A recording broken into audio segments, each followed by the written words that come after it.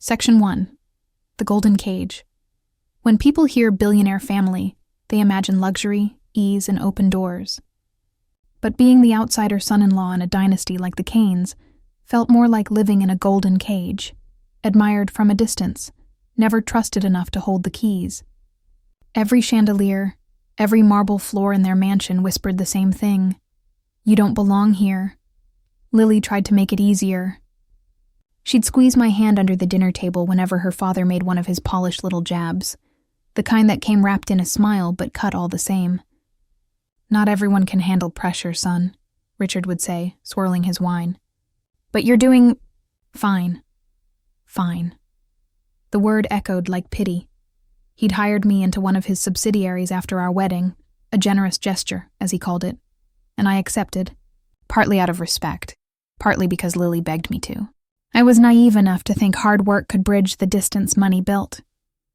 I managed operations for a high-end furniture division, pulling late nights, cutting costs, improving systems. My reports showed growth, but Richard never looked at them. He looked at me, like a charity project who'd somehow wandered into his empire. The other executives watched how he treated me and followed his lead. Meetings felt like polite hazing rituals. My ideas were ignored until repeated by someone with a last name that matched the company logo. At lunches, I'd sit near the end of the long glass table while they traded stories about vacations in Monaco and deals sealed on yachts. I learned to nod, smile, and swallow every reminder that my worth here was borrowed. At home, Lily lived between two worlds, her father's and mine. She'd say, "He just wants to test you," as if cruelty were mentorship. I didn't want to fight her father. I just wanted to earn my place without owing anyone. But the longer I stayed, the clearer it became. The Cane Empire wasn't built on merit. It was built on hierarchy, on keeping outsiders in their place. Every night, when I drove home from the corporate tower with its gold-embossed logo, I told myself I was climbing the ladder. I didn't realize then that the ladder was nailed to the wall, decorative, unreachable. Still, I kept climbing. Because a part of me believed that if I worked hard enough, maybe he'd see I wasn't here for his money. I was here for respect, and respect in this family was about to cost me everything. Section 2. Dinner with Lyons family dinners at the Canes mansion always felt more like board meetings held over filet mignon. The table stretched long enough to seat 20, though only 6 of us ever sat there. Richard at the head, presiding like a king. His voice filled every corner, his laughter echoing before anyone else dared to join. That night, he seemed especially pleased with himself. "Did you hear, Margaret?" he said to his wife, flashing his practiced grin. "Our new development in Dubai just broke the $250 million mark." He turned to me, eyes gleaming. "That's what real business looks like, son. Scale. Maybe one day you'll get there. With a little help." Lily's fork clinked softly against her plate. "Dad, he's managing the operations expansion project. His division's been performing really well." Richard chuckled, swirling his wine. Yes, my charity case is doing fine." He winked, as if it were a joke we were all supposed to laugh at. I forced a smile, though my stomach twisted. Margaret remained quiet, staring at her plate. She always did, the queen who ruled through silence. The conversation turned to cars, private jets, and people I'd never met. When I mentioned my father's small workshop back in Ohio, Richard raised a brow. "Ah, yes, the furniture maker. I suppose craftsmanship runs in your blood then. Pity it skips generations." The table erupted in polite laughter. Even the chandelier seemed to tremble with arrogance. I excused myself early, saying I had work to finish. Outside, the night air bit colder than usual. The mansion's windows glowed behind me like eyes watching a trespasser. On the drive home, I replayed his words again and again. Each one chipped away at something inside me, pride maybe or patience. But beneath the humiliation, there was something stronger forming, resolve. If Richard Cane thought I was a charity project, I'd show him what his pity had built. I wouldn't argue. I wouldn't beg. I'd let results speak louder than bloodlines, and someday, when those results stood taller than his empire, I wanted him to remember this dinner, the night he mistook quiet dignity for weakness. Section 3. The Big Project. When Richard first announced the eco-luxury resort initiative, the boardroom buzzed with cautious excitement. The company's reputation had been slipping. Scandals, overpricing, environmental protests, the usual wounds of unchecked wealth. So when he turned to me and said, "You'll oversee operations," it was meant as a test, not an opportunity. Everyone in the room knew it. I accepted without hesitation. It was my chance to prove that my position wasn't charity, it was earned. The project was bold, a line of sustainable resorts blending high-end comfort with environmental responsibility. Solar-powered villas, ocean restoration programs, and a zero-waste policy. A concept that could redefine the brand's image and attract a younger, conscience-driven clientele. From the first day, my team worked like a heartbeat. Steady, relentless, united. We were underfunded and over-scrutinized, but passion filled the gaps money couldn't. I spent countless nights in the office, reviewing blueprints under fluorescent lights while my coffee went cold. Lily would sometimes bring dinner, staying quiet while I scribbled notes across architectural drafts. Her presence kept me grounded, reminding me that this wasn't just about revenge, it was about self-worth. When the prototype resort finally opened for investor previews, the response was electric. Sustainability influencers raved about it.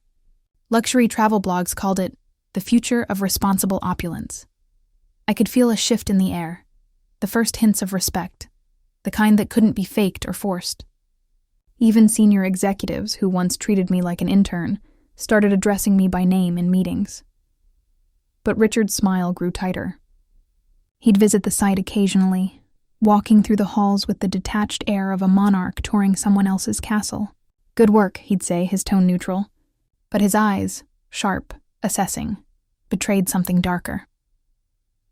One afternoon, after a glowing media feature called the project Richard Kane's most visionary move yet, he summoned me to his office. His words were smooth but hollow. "Don't let the praise get to your head," he warned. "You're still representing my name. Remember that." I nodded, biting back the instinct to say what I really thought. Maybe it's my work saving your name, not the other way around. Outside his office, colleagues clapped me on the back, calling me the future of the company. Their enthusiasm felt genuine and dangerous. Because in Richard's world, success wasn't meant to be shared. I started noticing it then. The shift in his tone during meetings, the subtle dismissals, the projects reassigned without reason. The man who once ignored me now watched me like a rival. And deep down, I realized something chilling. In a kingdom built on ego, no servant is allowed to outshine the king. Section 4. Poisoned compliments. It began subtly, almost elegantly, the way Richard tore people down. A question here, a smirk there. In meetings, he'd lean back in his leather chair, pretending to listen before saying, "Interesting move, though a bit ambitious for someone with limited experience." The room would go quiet. He'd flash that polished smile and the conversation would move on, but the damage was done. At first, I brushed it off. I told myself it was just pressure, that he pushed everyone like this. But I wasn't everyone.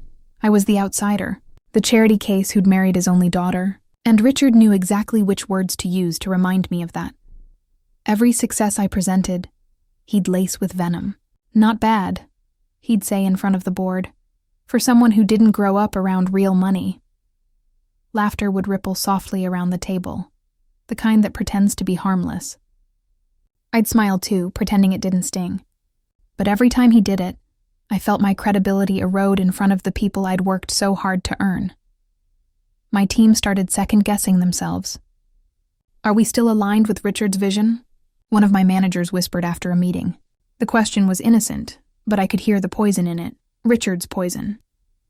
He didn't just question my judgment. He made others question it too. One night, I told Lily about it while she sat brushing her hair at our dressing table. She looked at me through the mirror, her expression tired, conflicted. "That's how he tests people," she said quietly. "He breaks them down to see who'll crawl back." Her words hit harder than she realized. A test. That's what he called this. Humiliation as strategy. It wasn't mentorship. It was control. That night, as I lay awake beside her, I finally accepted the truth. Richard Kane never wanted me to succeed. He wanted me to depend on him, to stay small, grateful, and quiet in the shadow of his empire. But I wasn't that man anymore. Not after what I'd built, not after what I'd endured. And if he wanted a test, I was done playing by his rules. Section 5. The setup. The morning of the presentation, I felt something electric in the air. That kind of nervous optimism that comes before a breakthrough.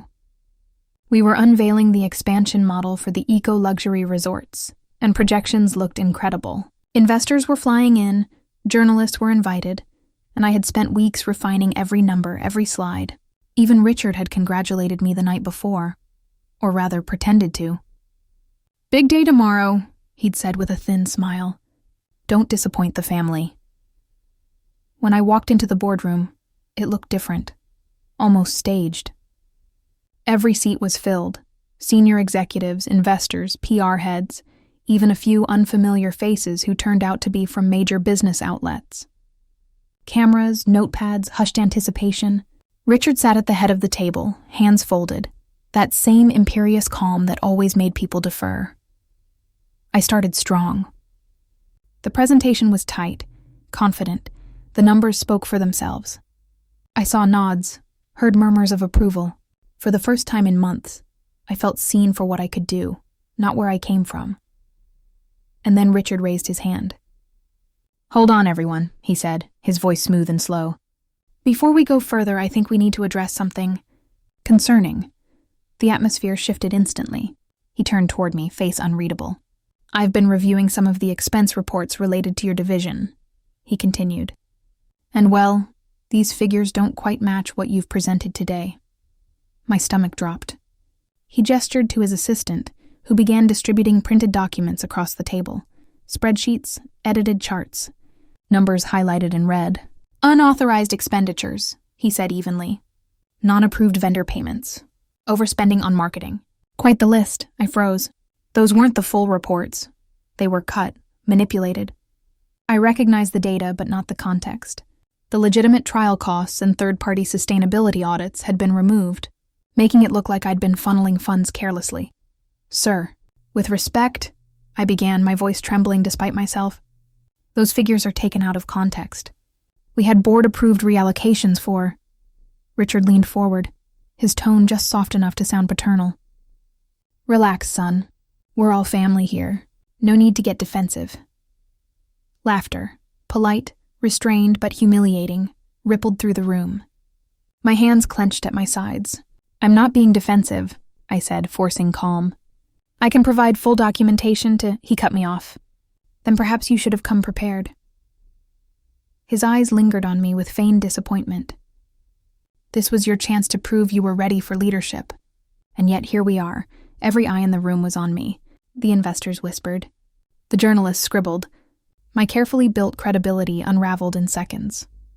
Richard stood, smoothing his suit jacket. "I think that's enough for today," he said.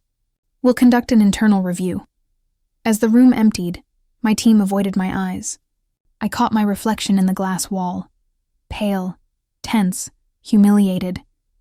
I realized then that this hadn't been a spontaneous accusation. It was orchestrated. Every detail, every word. Richard hadn't just undermined me, he'd staged my downfall. Section 6. Public execution the next morning. I walked into the office with a folder full of evidence. Clean records, approvals, invoices. I was ready to clear my name. But Richard didn't give me that chance. He called an emergency meeting in the executive boardroom. 22 colleagues gathered, whispering, confused. Cameras were there again. Journalists, PR staff, even someone from a finance magazine. My chest tightened. This wasn't a meeting. It was theater. Richard entered last, calm as a surgeon before a cut. "Let's address yesterday's situation," he said, pretending civility. "Our company prides itself on integrity. Unfortunately, not everyone upholds that standard." His eyes locked on me. "Effective immediately. Your employment is terminated." The words didn't sound real at first, like they belonged to someone else's life. I stood there, stunned. "You can't be serious," I said quietly. "Richard, the data..." He raised a hand. "Enough." Then, turning to the board, he said with mock sorrow, "This company doesn't need dreamers. It needs discipline." His voice carried authority, years of command. I gave him a chance, everyone saw that. But sometimes generosity breeds recklessness. A few people nodded hesitantly. Others looked down. My wife, sitting near the corner, looked like she couldn't breathe. Her eyes met mine, wide with disbelief, fear, guilt, but she didn't move. Richard smiled faintly, basking in the power of public humiliation. "You're free to collect your things," he added, almost gently. "Security will escort you." My throat burned. I wanted to shout the truth, expose the edited reports, tell them this was all a lie. But as I looked around, I saw it wouldn't matter. No one would listen. Richard's reputation was gospel. Mine was already tainted. Cameras clicked. Someone whispered, "He really fired his son-in-law?" Another murmured, "Guess the rumors were true." I forced myself to stay calm, to walk, not run. Each step toward the door echoed louder than the last. My vision tunneled. My pulse roared in my ears. I didn't even look back at Richard. I wouldn't give him the satisfaction. The elevator doors closed behind me with a final, mechanical sigh. In that silence, I understood. Richard hadn't fired me to protect the company. He'd done it to break me, publicly, completely. But as the elevator descended, something inside me shifted. Humiliation was temporary. What came next would not be. Section 7. The Walkout. The sound of my footsteps was the only thing breaking the silence, sharp against the marble, steady despite the chaos inside me. I didn't plan to look back. I wanted to leave that boardroom, that family, that humiliation behind me forever. But then I heard a voice. "If he goes, we go." It came from Thomas, my project director, the man who'd stood beside me through every sleepless night building the resort plan. Chairs scraped against the floor. Then another voice joined. Then another.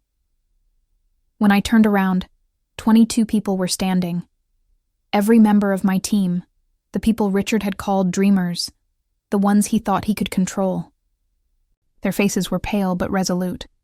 "We resign," Thomas said. Effective immediately. The air cracked with disbelief. For a moment, even Richard froze, his composure slipping. "Sit down," he barked. "All of you. This is insubordination." No one moved. "Not one. I said sit down." His voice boomed. But the authority that had once ruled every corner of this company suddenly sounded desperate. His empire was crumbling, and everyone could see it. "You built your empire on fear," I said quietly, finally turning to face him. "I built mine on trust. That's the difference." He took a step forward, red-faced. "You'll regret this. Every one of you. You signed contracts." Thomas shook his head. "You can't contract loyalty, Mr. Kane." I caught Lily's eyes for a brief second, wide, wet, trapped between two worlds. She didn't move, but her lips parted slightly, as if to say, "I'm sorry." The elevator behind me dinged open. I stepped inside, the air suddenly lighter, freer. As the doors began to close, I saw Richard still shouting, his empire echoing with silence. My team stood tall behind me. The only sound now was the soft hum of the elevator. When the doors sealed shut, it felt like punctuation. The clean, final line of a chapter I hadn't realized was ending. For the first time in years, I wasn't afraid. I was free. Section 8. Rebuilding in Ruins. The first Monday after the walkout felt strange. No penthouse offices, no glass walls, no nameplates with Kane Holdings engraved on them. Just a cramped co-working space downtown with flickering lights, second-hand chairs, and a coffee machine that hissed like it held a grudge. But somehow, it felt right. 22 of us sat around a wobbly table that first morning. No titles, no egos, just tired faces and quiet determination. "We've all lost something," I said. "But maybe that's what makes this worth building. We know what not to become." Heads nodded. Even in our uncertainty, there was something electric, a shared defiance that felt like hope. We spent weeks piecing together ideas. Each of us brought fragments from the world we'd left: marketing, finance, operations, sustainability. Slowly, those fragments started to form something real. An independent consultancy built on integrity, not intimidation. We called it Nova Ethos, New Character, a promise to ourselves that we'd never replicate the arrogance we'd escaped. Money was tight.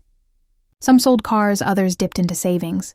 We worked 12-hour days fueled by cheap coffee and the stubborn belief that we were meant for more than obedience. Still, there were moments of doubt. When rejections piled up, when bills arrived faster than clients. I caught Thomas once staring at his phone, hesitating before calling his wife. "She's worried," he admitted, forcing a smile. "But she believes in this too." Those words carried me through the hardest days. Lily came by one evening, standing quietly at the door as I explained our vision to a potential client. When they left, she looked around. The mismatched desks, the scribbled notes on whiteboards, the exhausted but driven faces. "You look alive here," she said softly. I smiled, though there was a weight behind it. "Because this isn't built on fear." For the first time, she didn't defend her father. She just nodded. Later that week, I heard she'd argued with him. Told him what he did was cruel, unforgivable. I never asked for details. Some bridges deserved to burn quietly. By the end of the month, Nova Ethos had its first client. It wasn't glamorous, but it was ours. As I looked around at my team, survivors, believers, friends, I realized we hadn't lost everything. We'd simply traded power for purpose. Section 9. The underdog rises momentum is a strange thing. For weeks, we'd fought to stay afloat, pitching to skeptical investors, begging suppliers for leniency, juggling rent and reputation. Then, almost overnight, everything shifted. It started with a journalist who'd been in the boardroom the day I was fired. She reached out asking if I'd finally like to tell my side. I hesitated. I wasn't interested in revenge. But she wasn't after gossip. She wanted a story about integrity, about 22 people who walked away from power to build something better. A week later, the article dropped. The team that walked out on a billionaire. The headline alone caught fire. Within days, we were trending. My inbox flooded with messages, not from tabloids, but from professionals who said, "You gave us courage." The article painted Nova Ethos as a rebellion against corporate arrogance, a symbol of ethical ambition. And just like that, the world started to pay attention. Clients who'd once ghosted me suddenly wanted meetings. "We admire your values," they'd say. "We want to work with people like that." The irony wasn't lost on me. The same industry that had once laughed at my downfall now called it vision. Inside the office, the change was palpable. There was laughter again, pride again. Emma, who'd been rationing her savings, finally bought new office chairs. "On principle," she said, grinning. Thomas hung the article on the wall, right above our scratched whiteboard. "Proof that decency still pays," he joked. Meanwhile, whispers about Kane Holdings began to spread. Investors were pulling out. The resort project, my project, had stalled without the team that built it. Rumor was, Richard had replaced me 3 times in as many months, but none could replicate our progress. I should have felt triumphant. Instead, I just felt resolved. His downfall wasn't my goal. It was the natural result of his own arrogance. You can't lead through fear and expect loyalty to remain when the fear fades. One night, as I locked up the office, I paused to look out over the city skyline. Somewhere, Richard was probably raging, trying to rebuild his empire of glass. And here we were, in a cramped room with flickering lights, shaping something far more enduring. The underdog had risen. And this time we weren't just surviving. We were setting the standard. Section 10. The invitation. 6 months had passed since the walkout, yet when Richard's name flashed on my phone, it still made my stomach twist. His message was short, formal, almost sterile. "I'd like to discuss a potential collaboration. The company could use your insight. For a while, I just stared at it. Collaboration? After everything? It read less like an invitation and more like an admission. A man too proud to say help me. Lily found me reading it again that night. He's asking for peace, she said carefully. Maybe it's time to listen. There was exhaustion in her voice, the kind born from being caught between loyalty and truth. I nodded, not for him, but for her. When I arrived at Kane Holdings, the air felt different. The marble floor still gleamed, but the energy was gone, replaced by something hollow. Familiar faces shifted uncomfortably as I entered the boardroom, the same one where I'd been publicly humiliated months earlier.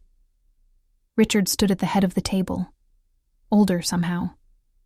His posture was still proud, but the sharpness in his eyes had dulled. "Thank you for coming," he said, his voice practiced. "We've had challenges since your departure. The board thought your expertise could help us rebuild." The irony was suffocating. He'd replaced me, slandered me, destroyed everything I'd worked for. And now he wanted me to fix what his pride had broken. Around the room, the same executives who once avoided eye contact during my firing looked uneasy. One offered a faint smile. Another pretended to shuffle papers. The silence spoke louder than any apology could. I leaned back, studying Richard. "You don't want a consultant," I said finally. "You want credibility? You want the people who left with me to believe this company still stands for something?" His jaw tightened. "You've made your point," he muttered, but I could hear it, the fracture beneath the authority. I stood slowly. "I'm not here for revenge," I said quietly. "I just don't build in places that destroy their own." As I turned to leave, I caught Lily's reflection through the glass wall. Tears, pride, relief. For the first time, it felt like we were both free. Section 11. Tables. Turned Richard began his pitch like a man clinging to dignity. He spoke slowly, deliberately, as if choosing every word could hide the desperation behind them. "You'd have full creative control," he said. "The board trusts your vision. Compensation, equity, freedom, whatever you need." It was surreal. Watching him, the same man who once called me reckless in front of cameras, now trying to negotiate on humility he didn't possess. I didn't interrupt. I just listened, letting him believe he still held the room. The old me might have jumped at the offer, eager for validation, but that version of me had died in this very boardroom months ago. When he finally stopped talking, I smiled faintly. "You taught me something, Richard," I said. "Loyalty isn't bought, it's built. You never understood that, and now you're seeing what happens when people stop fearing you." His expression tightened, the mask slipping just a little. "You're making a mistake," he said. "Don't let pride—" "This isn't pride," I cut in. "It's peace." I reached into my briefcase and pulled out a small wrapped frame. His brow furrowed as I placed it on the table between us. "A gift," I said. "For old time's sake." He unwrapped it slowly, confusion turning to recognition. Inside was a printed quote. "This company doesn't need dreamers. It needs discipline." His own words from the day he fired me. Beneath it, in clean, simple lettering, I'd added, "Turns out it did." For a moment, the room was silent. You could almost hear the air shift, the quiet weight of irony, of truth finally landing where it belonged. His fingers tightened around the frame, jaw clenched, eyes flickering with something between anger and shame. I buttoned my jacket, nodded once, and turned to leave. As I reached the door, I glanced back. The board members avoided his gaze. The empire he'd built on intimidation now stood exposed, hollow, fragile, and gasping for relevance. I walked out the same way I had months ago. But this time, there was no humiliation in my steps, only closure. Section 12. Public applause. The morning the news broke, I was in our small office, the same converted co-working space where this whole rebirth had begun. Phones started ringing before I'd even finished my first coffee. Headlines flashed across every business outlet. Nova Ethos partners with Global Titan to launch sustainable luxury venture. And right beneath it, the subheading that said everything without saying much at all. The team that walked out on a billionaire now leads the future. It felt unreal. The same investor who had once pulled out of Richard's eco-resort deal had signed with us. The irony wasn't lost on anyone, least of all the media. They called it poetic justice, the perfect business redemption arc. Within hours, my inbox overflowed with interview requests, congratulations, and partnership offers. When I saw my own photo on a financial news segment, standing beside my old team, smiling under the Nova Ethos banner, I felt something I hadn't in a long time. Vindication. Not from revenge, but from quiet perseverance. At home, Lily was watching the same broadcast. The screen showed clips from my old firing. Richard's words replayed like a ghost from another life, followed by footage of our new venture. The contrast was brutal, honest, and healing all at once. I walked in just as the anchor said, "Sometimes walking away is the smartest business move you can make." Lily turned toward me, eyes glassy but proud. "You did it," she whispered. "You really did it." I shook my head gently. "We did," I said. "All of us who refused to be silenced." A moment passed before she looked back at the screen, her father's company stock tumbling, reporters swarming the Kane headquarters. She took a slow breath, then said the words I never thought I'd hear. "I'm done choosing money over respect." She reached for my hand, and in that quiet moment, the applause from the world outside didn't matter half as much as the peace between us.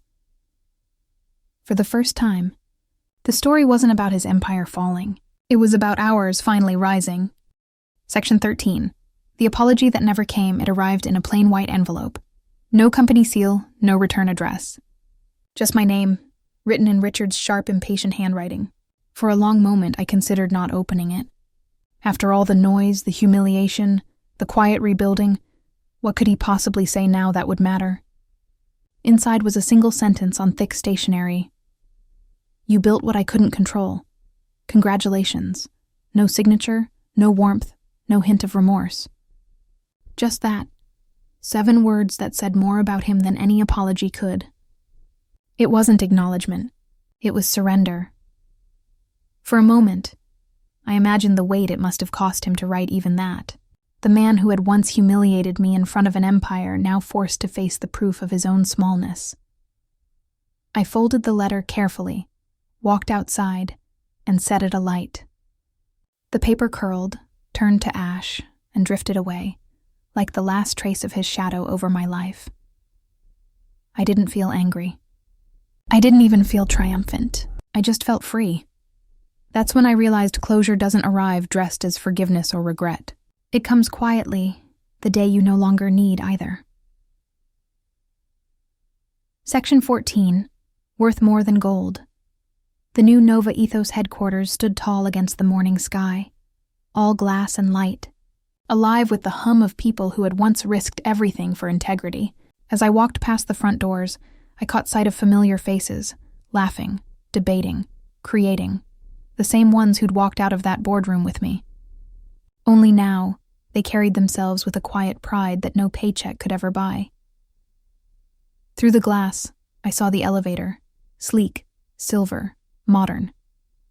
The sound of its soft chime triggered a memory so vivid it almost stopped me in my tracks. The final click of those old boardroom doors closing behind me. Back then, it had sounded like an ending. Now, it sounded like a beginning. I smiled, the kind that comes not from victory but from peace, hard-earned. "They thought I lost everything," I murmured.